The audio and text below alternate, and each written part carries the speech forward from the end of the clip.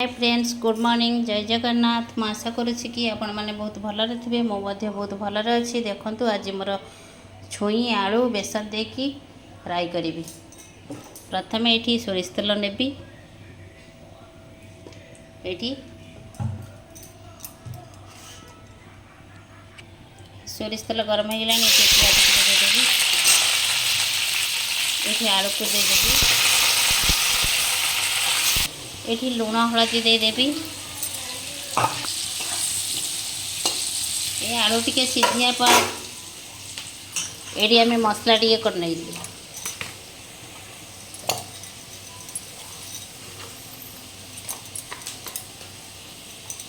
ये सोरिष जीरा रखी देदेवी।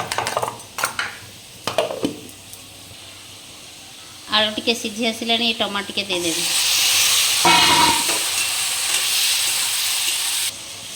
एबे सजना छुई सब पकईदेवी।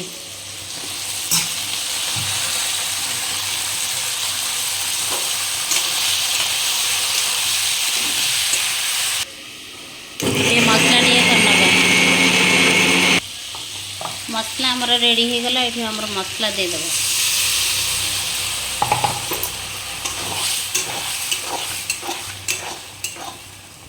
टिके घोड़े देव।